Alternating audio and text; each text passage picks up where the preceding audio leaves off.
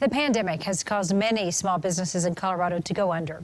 The latest unemployment numbers show more than 15,000 Coloradans filed for unemployment last week.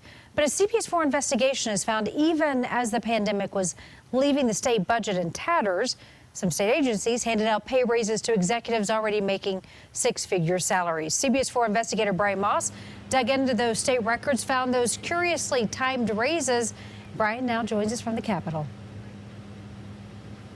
Karen, some of those state pay raises were in the double-digit percentage range. And what we also found is that many of them were implemented well after there were lots of warning signs that the pandemic was going to do serious damage to the state budget. It's late February and the stock market is crashing. The pandemic caused one new low after another in early March. Then on March 16th, the state legislature's budget forecast came out warning of a significant downside risk. A near-term contraction is certain, could lead to a prolonged and severe pullback in economic activity. The risk of recession is elevated. That forecast for the state economy could not have been much gloomier. But the very next month, we found that instead of cutting salaries, some state agencies continued to hand out pay raises, some of those raises in the double-digit range. At the state's energy office on April 1st, 2 weeks after that dire forecast, the director of utility policy was given a promotion and an $8,000 a year pay increase, from $100,000 a year to $108,000. The director of the energy office refused to answer our questions about why they were handing out pay raises when the state budget was going south. There were commitments that I had made. At the Department of Healthcare Financing, were you required to institute those pay raises? No, there's not a requirement. Agency Director Kim Bimsteffer gave out discretionary pay raises to executive-level employees at the start of April, a 5% increase to her HR director, pushing her salary to $120,000 a year.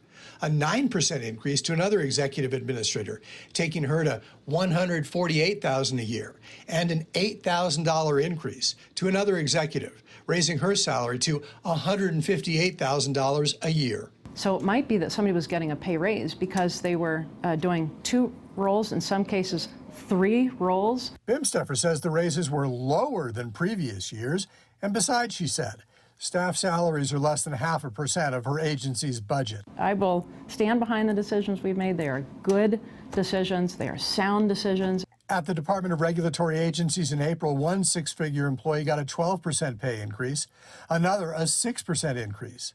The department said the increases were because the workers had expanded their roles, saving the department from having to hire additional workers. At the State Department of Transportation in May, one employee being promoted and getting a 23% pay raise to $105,000.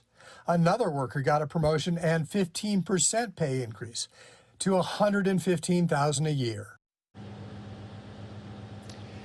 And now state agencies have been told to cut millions of dollars from their operating budgets.